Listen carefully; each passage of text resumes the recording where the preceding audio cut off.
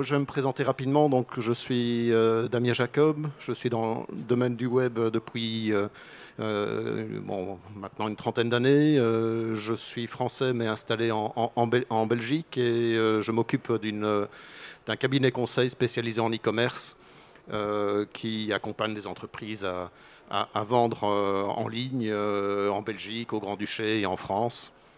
Donc, on a une activité justement transfrontalière. Et c'est à peu près 2 tiers de mon temps de s'occuper de ce cabinet conseil qui comporte 4 personnes. Et un autre tiers de mon temps, c'est de donner des cours, des formations, notamment à l'Université de Strasbourg, à Bruxelles, à Liège. Donc je vais un peu vous partager une double expérience, une expérience de terrain et une expérience académique sur un sujet qui est un enjeu important, développer son activité à l'international. Ouais, vous avez compris qu'on est assez bien placé pour se rendre compte de cette importance-là. Alors, je vais peut-être proposer qu'on bascule sur les slides. Merci. Voilà. Si vous avez un bon zoom avec votre appareil photo, je vous propose de retenir le lien qui s'affiche ici, parce que ça vous permet d'avoir accès à une présentation qui est d'ailleurs plus complète que celle que vous verrez en live, puisque avec les 30 minutes, je ne vais pas aborder tous les aspects. Donc c'est retis.be, retis.be/e-commerce-international. Voilà. Encore suivant. Voilà. Alors, première question, pourquoi s'intéresser à l'e-commerce à l'international? Qu'est-ce qui nous amène à aborder cet aspect-là? Bon, l'e-commerce international, c'est un enjeu important parce que certains d'entre vous, vous avez peut-être déjà une activité en ligne. Et pour développer votre chiffre d'affaires, évidemment, un levier très facile à activer, c'est d'étendre le nombre de clients potentiellement susceptibles d'acheter sur votre boutique en ligne. Marché français, 60 millions d'habitants, à peu près 40 millions de consommateurs. Vous étendez, vous allez avoir forcément mécaniquement plus de clients. L'e-commerce à l'international, c'est beaucoup plus facile que le commerce classique. Il est beaucoup plus aisé sans devoir investir beaucoup de s'étendre à l'international. Imaginez ce qu'il y avait comme contrainte avant le web. Quand on voulait vendre à l'international, il fallait créer un réseau, il fallait trouver des distributeurs, il fallait avoir des boutiques physiques. C'était des investissements lourds. Maintenant, avec le web, on peut facilement se développer à l'international. Et certains d'entre vous, vous vendez déjà en ligne. Naturellement, vous avez déjà des clients qui viennent de l'étranger parce que le web n'a pas de frontières et ça vous est certainement arrivé d'avoir des clients, ne fût-ce que belges, suisses, des clients francophones et probablement aussi des clients à l'international. Donc se pose la question, comment pouvoir développer cette activité à l'international? Alors, vers quel pays? Alors, on peut être naturellement intéressé évidemment à développer vite son chiffre d'affaires. Et dans ce cas-là, il y a 3 pays à prendre en considération, puisque ces 3 pays, à eux seuls, en Europe, font 60% de l'e-commerce. Ces 3 pays, c'est par ordre d'importance, la Grande-Bretagne, le Royaume-Uni, pardon, l'Allemagne et la France. À eux 3, vous avez 60% du marché européen. Donc, s'organiser pour pouvoir couvrir votre clientèle en français, en allemand et en anglais, c'est quasiment les 2 tiers de votre marché potentiel qu'on peut capter en e-commerce en Europe. Alors, c'est clair, ça se traduit dans les chiffres. Je prends ici les chiffres les plus récents que la FEVAD a publiés, qui met d'ailleurs sans grande surprise la Belgique comme principal pays d'exportation pour les e-commerçants français, vu évidemment la facilité entre guillemets d'attaquer ce marché-là, qui est en partie francophone, comme vous le savez, mais se retrouve très vite après l'Espagne, peut-être aussi pour des facilités culturelles et linguistiques, et puis après l'Allemagne. Alors c'est très bien ce marché, pouvoir s'étendre à l'international, il y a beaucoup de facilités, mais il y a aussi des difficultés. Et c'est ça qu'on va aborder ensemble, c'est de voir de quelle manière on peut peut-être plus facilement se développer à l'international. Alors, le choix qu'on a fait ici avec les organisateurs du salon, c'est peut-être de cibler 3 thématiques qu'on n'aborde pas souvent dans les conférences. On aborde souvent la côté, évidemment, marketing, convaincre un Allemand d'acheter sur votre site ne sera pas la même, on ne va pas tenir le même discours indépendamment de la langue que si vous voulez convaincre un Espagnol d'acheter sur votre site. Donc ça, on est bien conscient en général de ces enjeux marketing, du fait qu'évidemment il faut traduire, qu'il faut tenir compte des particularités culturelles, mais on va plutôt s'intéresser aux aspects services. Comment va-t-on servir ses clients? Alors, 3 aspects qu'on va voir, c'est le paiement, comment encaisser sur notre site, en tenant compte qu'on veut viser des pays à l'étranger. On va s'intéresser à la logistique, et puis on va s'intéresser à un aspect qui malheureusement est incontournable, c'est l'aspect réglementaire. Comment va-t-on pouvoir être en ordre par rapport aux différentes réglementations dans chacun des pays? Alors, commençons par le paiement. On a peut-être un peu intuitivement l'idée que c'est assez facile de vendre en ligne et d'encaisser au niveau international, puisqu'on pense tout de suite à 2 grands moyens de paiement, les cartes de crédit et PayPal. Alors c'est vrai, ce sont 2 moyens de paiement internationaux. On peut payer presque partout dans le monde avec une carte de crédit. On peut utiliser presque partout PayPal. Alors, il y a quand même des grandes exceptions, hein. Comme vous le savez, les cartes de crédit Visa, Mastercard en Chine, un Chinois ne peut pas les obtenir. Donc, si on veut vendre vers la Chine, on va être contraint. Le Japon a aussi un réseau un peu plus aussi national. Donc, il y a déjà des limitations. Dans certains pays, on ne pourra pas payer avec PayPal. Et puis, surtout, dans pas mal de pays, ces 2 moyens de paiement internationaux ne sont pas ceux qui sont les plus utilisés. Alors, on ne va pas aller très loin. On va aller juste en Allemagne. Et en Allemagne, le moyen de paiement numéro 1 est de très loin ce qu'on appelle le prélèvement SEPA. Donc, c'est en fait donner, quand on est acheteur, l'autorisation au vendeur d'aller, entre guillemets, se servir sur son compte bancaire pour régler la commande. Alors, culturellement, pour nous, ça nous semble un petit peu fou que l'acheteur soit prêt à signer un chèque en blanc, quasiment, et dire... Voilà, servez-vous sur mon compte. Mais en Allemagne, on n'a pas du tout cette perception-là parce que, bon, peut-être il y a une meilleure connaissance de ce que permet ou pas ce fameux prélèvement SEPA. En fait, ce prélèvement SEPA, il faut le savoir quand vous êtes e-commerçant, c'est que c'est gentil de la part de l'acheteur de vous donner le mandat de se servir sur son compte. Mais la petite astuce, c'est qu'il y a moyen de répudier les opérations. Et donc, on peut avoir la mauvaise surprise quand on est e-commerçant, d'avoir des acheteurs, parfois de mauvaise foi, qui, après avoir fait l'achat, répudient, donc demandent auprès de la banque à être remboursés. Donc il faut savoir cela. Il faut savoir qu'en Allemagne, ce n'est pas forcément un moyen de frauder, c'est juste en fait un moyen de pression de la part de l'acheteur vis-à-vis du vendeur en disant faites attention, je veux que vous me serviez correctement, parce que si vous ne me servez pas correctement, si le produit met du temps pour arriver, je vais tout simplement contacter ma banque pour être remboursé. Alors quand on a compris cela, on voit qu'il y a finalement une relation qui peut être potentiellement tendue entre les 2 parties, mais qui peut être positive parce que l'acheteur, il vous fait a priori par défaut confiance, et donc il va facilement acheter sur votre site. Si vous ne proposez pas ce système de paiement qui est vraiment le moyen numéro 1 utilisé en Allemagne, vous allez perdre quasiment les 2 tiers de votre marché. Donc, clairement, vous voulez développer votre activité en Allemagne, ça sera un moyen que vous allez devoir prévoir. On va aller un tout petit peu plus loin, mais pas si loin que ça, dans un marché qui est très dynamique, c'est les Pays-Bas.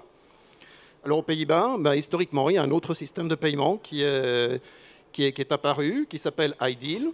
Et ce moyen de paiement, est en fait un système de carte de crédit virtuelle. Donc, au lieu de mettre son vrai numéro de carte de crédit, ou son vrai numéro de carte de débit, on va mettre un numéro spécialement pour Internet. Ce moyen-là est généralisé. Si vous voulez vendre aux Pays-Bas, c'est le moyen que vous allez devoir proposer pour activer les ventes. Là aussi, il est largement dominant. On est aussi de l'ordre de 2 tiers. Et le moyen de paiement suivant, c'est le prélèvement SEPA, ce qu'on vient d'expliquer pour l'Allemagne. Et vous voyez, PayPal arrive en 3e position avec seulement 10% d'utilisation. Donc clairement, si vous ne proposez malheureusement sur votre site que les cartes de crédit et PayPal, ben, tant pour l'Allemagne que pour les Pays-Bas, vous aurez finalement peu d'acheteurs qui vont être prêts à acheter sur votre site. Et alors le raisonnement, malheureusement, il doit se faire à peu près sur tous les pays européens, parce que historiquement, il y a un moyen de paiement qui l'a un petit peu emporté, souvent un moyen de paiement national, auquel il faudra se plier si on veut vendre facilement à l'international. Je propose, s'il y a des questions, peut-être les poser à la fin, parce que sera difficile à interagir maintenant.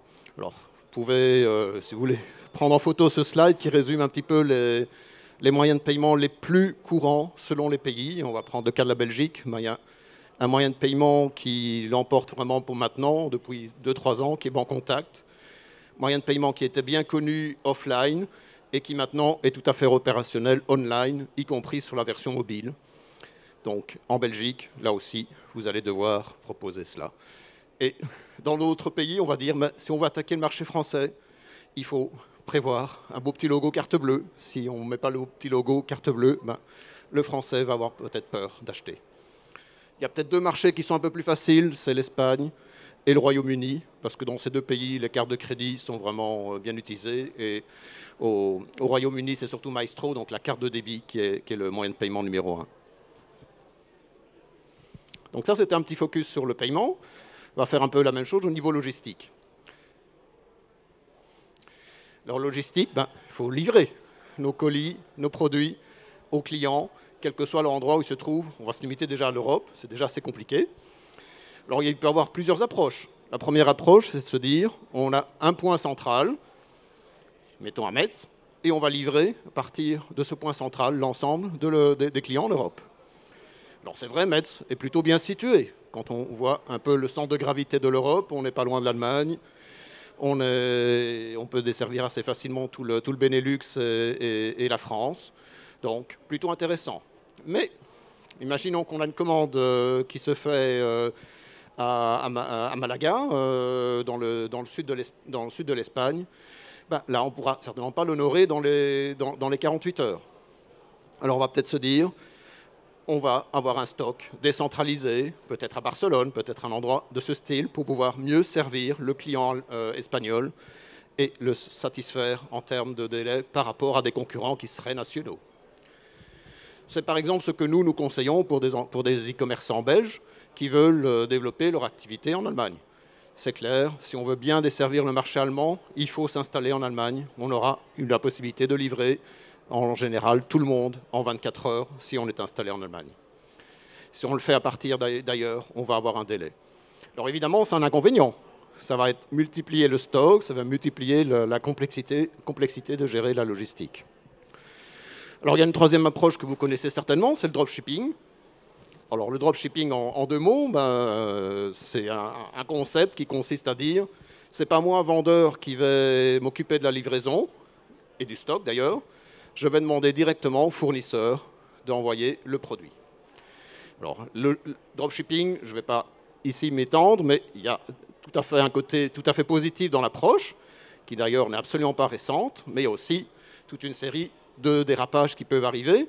Alors, il faut évidemment bien contrôler ses fournisseurs, parce qu'en tant que vendeur, on est responsable juridiquement de la vente, responsable de la garantie légale, responsable de la bonne fin de la logistique, même si, in fine, on ne la contrôle pas. Donc, ces trois approches-là ont leurs avantages, mais aussi leurs inconvénients. Donc, c'est un calcul à faire en fonction aussi de ce que le client attend, puisque, en général, l'optique que vous allez tous savoir, c'est le client qui est roi. Alors, on peut aussi se dire, je ne m'occupe pas de tout ça, je vais demander à quelqu'un d'autre, un logisticien, de s'en occuper. Et certains d'entre vous, vous allez penser par exemple à Amazon. Ben oui, Amazon, il est très bien organisé, comme vous le savez, et à partir de 5 territoires, entre guillemets, il dessert quasiment toute l'Europe. Donc, il y a 5 grandes zones que Amazon a définies, et Amazon, si vous voulez, peut s'occuper de tout. Enfin, presque tout, parce qu'il faut quand même que vous vous occupiez d'achalandés les centres logistiques d'Amazon en apportant vous-même la marchandise, enfin, ou en faisant apporter la marchandise. Hein. Donc, sinon, le reste, ils s'en occupent, y compris le service après-vente. Tout ça a évidemment un coût, c'est transparent, enfin c'est relativement transparent, en tout cas pour le prix de base. Vous trouvez d'ailleurs en ligne un petit simulateur qui vous permet de savoir ce qu'Amazon va vous demander pour faire cela. Parce que, évidemment, Amazon ne le fait pas généreusement. Donc il y a une tarification, mais c'est à calculer. Est-ce qu'on a intérêt à lui confier la logistique ou l'assurer nous-mêmes?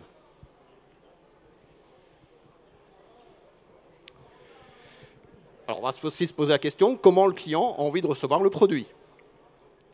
Alors là, il y a des habitudes culturelles qui varient selon les pays.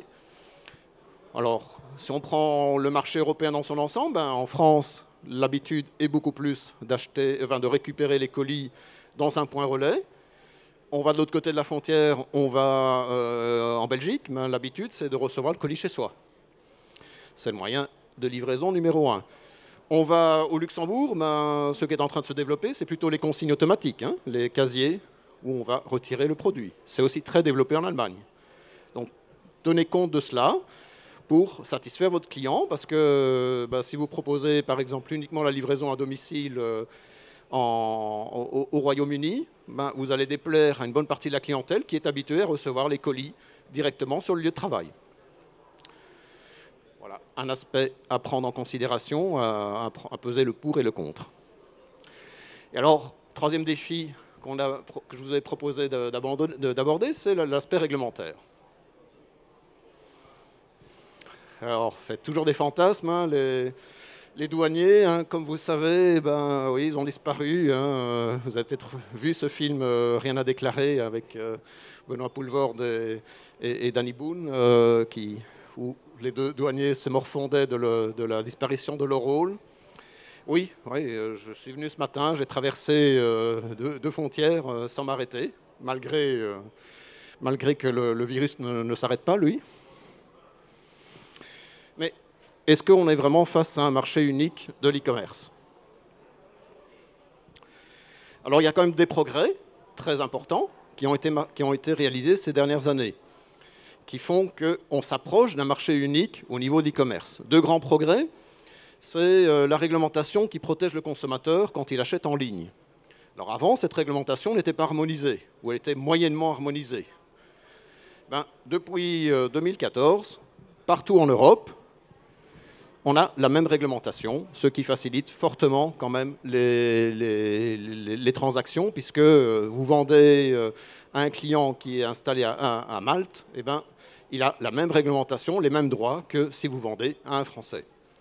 Pareil, au niveau de la protection des données, ce sont les mêmes règles qui s'appliquent. Donc, vous connaissez le fameux RGPD, ou GDPR en anglais, depuis 2016. Depuis 2016, ça a été voté, et depuis 2018, c'est entré en application avec des sanctions potentielles. Si vous êtes en ordre au niveau de la protection des données en France, vous l'êtes aussi en Allemagne ou ailleurs. Donc c'est super, il y a deux aspects qui ont été harmonisés. Par contre, on est encore très loin d'un marché unique. Pourquoi? Parce que, par exemple, l'accès à la profession n'est pas réglementé de la même manière selon les pays. Certains produits vont être soumis à des règles spécifiques. On va prendre la parapharmacie. Les règles d'étiquetage sont différentes selon les pays. Les règles pour des produits alimentaires, pour les périodes de solde, tout cela n'est pas encore harmonisé. Donc, quand vous allez vendre à l'international, vous allez devoir tenir compte de cela. Vous risquez, par exemple, d'avoir des problèmes, évidemment, si vous vendez en France, en dehors des périodes de solde françaises, alors que malheureusement, votre concurrent, qui est peut-être situé au Luxembourg, lui, bénéficie d'une période de solde avant vous. Donc, il faut tenir compte de cela. Il y a des taxes aussi qui ne sont pas du tout harmonisées. Les écotaxes, par exemple, taxes sur l'emballage. Donc là, vous allez devoir vous soumettre aux règles des différents pays vers lesquels vous vendez. Et parmi ces taxes, il y en a une qui est encore plus compliquée que les autres, mais qui concerne tout produit qui est vendu, c'est la fameuse TVA. vous savez que tout ce qui est fiscalité, il faut l'accord des 28 pays, enfin bientôt 27, enfin 27 pays maintenant, pour décider d'un changement de réglementation. Et il y a toujours bien l'un ou l'autre pays européen qui n'est pas d'accord. Donc l'harmonisation au niveau de la TVA n'est pas encore loin d'être réalisée. Petite illustration. Ici, c'est un tableau très simplifié qui indique juste les taux de TVA normaux, habituels, et les taux de TVA qu'on appelle souvent réduits. Et vous voyez, même si vous êtes un peu loin dans la salle, que les chiffres sont bien différents. Il y a des pays où le taux de TVA est très bas, tout près d'ici, hein, au Luxembourg, c'est 17%. Et il y en a d'autres où les taux de TVA sont nettement plus élevés. On va prendre la Hongrie, c'est à 27%. Il faudra jongler avec tout ça. C'est très peu... c'est en fonction aussi des produits qui peut avoir des variations. Alors, la seule compétence qu'a la Commission européenne en la matière, c'est juste d'inventorier les différentes règles qui existent dans chacun des pays. Donc, si vous est difficile à vous endormir le soir, vous pouvez télécharger ce magnifique document. Vous avez ici que la première page, il y en a plus d'une centaine. Et dans ces beaux tableaux sont indiqués les taux de TVA qui s'appliquent selon les produits et selon les pays. La première ligne, c'est juste le taux de TVA pour les produits alimentaires qui, vous voyez, varie très fortement, hein. Pour l'instant, il y a un taux de 0% pour l'alimentaire au Royaume-Uni. Bon, le Royaume-Uni, certains vont dire on s'en occupe plus, mais ça restera certainement ce taux de TVA. Il faudra de toute façon jongler avec ça. Et l'Irlande aussi, c'est 0%. Et vous allez au Danemark, c'est 25% pour l'alimentaire. Alors pire que ça, ce n'est pas que les taux qui varient, c'est aussi, il faut tenir compte quel taux on va devoir pratiquer. Si on est vendeur en France et qu'on vend en Allemagne, quel taux va-t-on devoir pratiquer? Alors je vais faire un petit exercice de simplification de cette réglementation. Vous savez probablement les règles pour le B2B. Les règles pour le B2B, c'est finalement le plus simple. Vous avez la possibilité en tant que vendeur de facturer un client étranger, qui est professionnel, le produit hors TVA, et c'est à lui de devoir auto-liquider la TVA dans sa déclaration de TVA dans son propre pays. Donc en fait, dans ce cas-là, la situation est très simple. Vous pouvez envoyer une facture hors TVA, à la seule condition que vous ayez une preuve que le produit a réellement quitté la France pour arriver dans ce pays, et à condition, très important, de vérifier la validité du numéro de TVA qu'on vous a transmis. Donc vous avez, en tant que vendeur, l'obligation de vérifier si le numéro est valide. À cette fin, il y a un petit site au niveau de la Commission européenne qui s'appelle VIES, V-I-E-S, et qui permet de checker la validité d'un numéro de TVA qui vous est donné. Faites-le, parce que si vous n'avez pas la preuve imprimée que vous avez fait le test le jour de la vente, et que, par exemple, le numéro de TVA n'est plus valide quelques jours après, quelques mois après, l'administration de la TVA va vous poursuivre parce que vous avez mis une facture hors TVA vers un envoi intracommunautaire. Voilà, mais globalement, techniquement, c'est assez simple. On envoie un produit et on facture hors TVA. En B2B, c'est un peu plus compliqué. En B2C, c'est un peu plus compliqué. Première question que vous allez devoir vous poser, est-ce que je vends des services en ligne, dématérialisés? Par exemple, le téléchargement d'un logiciel. Alors, dans ce cas-là, la règle, c'est d'appliquer automatiquement la TVA du pays du client. Donc, je prends un exemple. Vous vendez un logiciel à un luxembourgeois. Vous allez facturer avec 17% de TVA, puisque c'est le taux de TVA qui s'appliquera pour lui au Luxembourg. Vous vendez par contre des jouets, et bien là, on va se trouver dans un autre cas de situation. Si vous ne vendez pas beaucoup de jouets vers ce pays, vous pouvez encore conserver le numéro de TVA et le taux de TVA français. Si vous dépassez un certain seuil de vente, vous allez devoir appliquer le taux de TVA du pays de destination. Alors vous êtes certainement en train de me dire quel est ce fameux montant. Non, c'est slide suivant. Voilà, merci.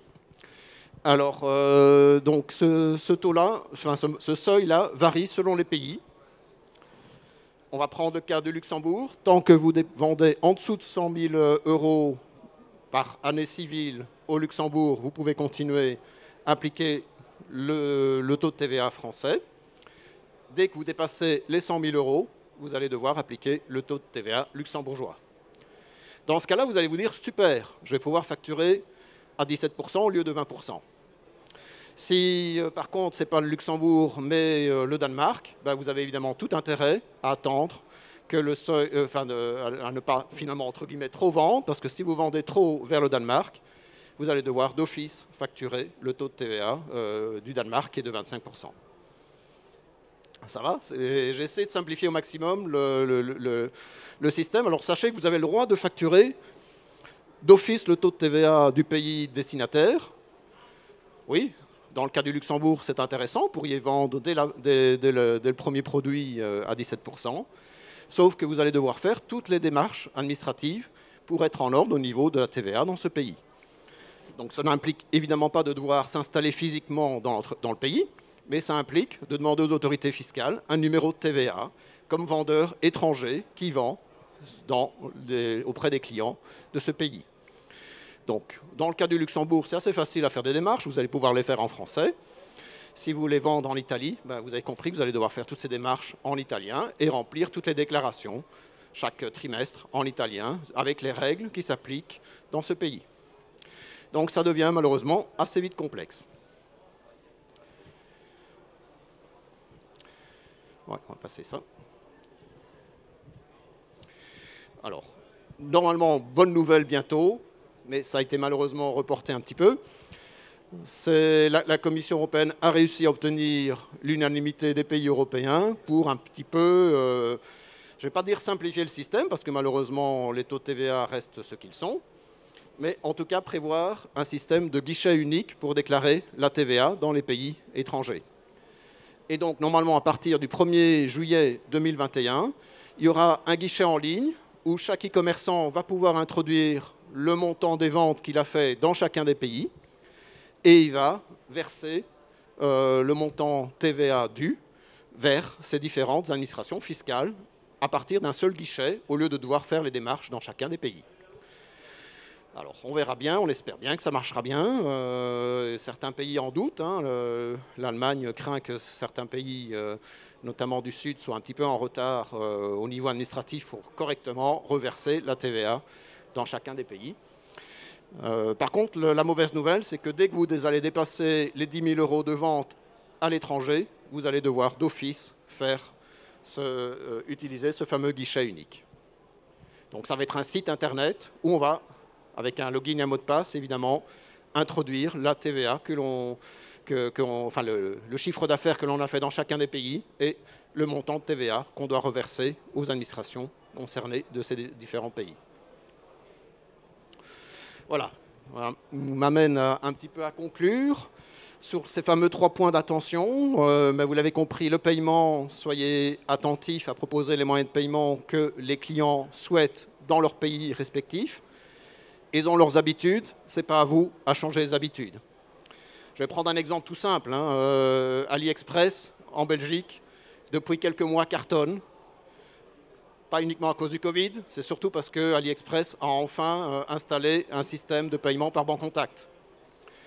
Et ils ont compris cela et les ventes explosent au niveau d'AliExpress en Belgique parce que c'est le moyen de paiement que les jeunes ont.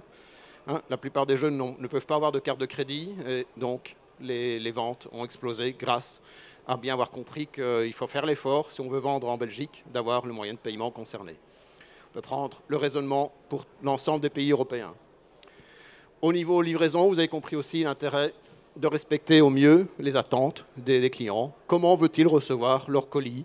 Sont-ils exigeants au niveau des délais? Alors si oui, il faudra décentraliser vos stocks pour livrer plus rapidement vers ces pays-là. Et au niveau de TVA intracommunautaire, ben oui, c'est encore un casse-tête. Ce n'est pas simple de gérer cela, mais ce n'est pas insurmontable. Et sachez aussi qu'il y a des entreprises, des comptables, des sociétés qui peuvent vous aider évidemment dans ces démarches administratives. On va passer ça. Alors, Je vous avais donné un lien en début de présentation. Il y a un dossier qui est disponible en ligne. Vous pourrez encore étoffer ce que je vous ai dit en une demi-heure en consultant ce dossier détaillé. N'hésitez pas, on fournit gracieusement les informations qu'on a l'habitude de donner de base par rapport à cela. Notre valeur ajoutée, évidemment, c'est d'analyser les projets spécifiques, les particularités que vous pourriez avoir dans votre projet pour avoir vraiment une solution tout à fait adaptée. Donc, on est un cabinet de conseil complètement neutre. Nous ne sommes pas une agence web. Nous sommes une structure transfrontalière, comme vous l'avez remarqué, qui veille à faire en sorte que les entrepreneurs qui vendent, les entrepreneuses qui vendent en ligne puissent partir du meilleur pied possible. C'est notre ambition. Et si vous avez besoin d'un conseil vraiment ponctuel, on assure aussi des conseils tout à fait ponctuels. On n'est pas obligé de souscrire un contrat de longue durée avec nous. Voilà. J'espère vous avoir éclairé très pragmatiquement sur des points concrets au niveau de l'e-commerce à l'international. En tout cas, c'est l'ambition que j'avais de pouvoir faire en sorte que vous puissiez, de façon sereine, vous dire « Oui, je suis en mesure de pouvoir développer mon activité à l'international ». Mes propos sont un peu limités. On a vu 3 aspects et on a vu surtout le cas de l'Europe. Évidemment, l'enjeu aussi, peut-être encore plus intéressant, c'est de se développer au-delà de l'Europe. Je vous remercie pour votre attention et à votre disposition pour répondre à des questions collectivement ou individuellement. Je reste à votre disposition ici présent. Bonne journée à tous et à toutes.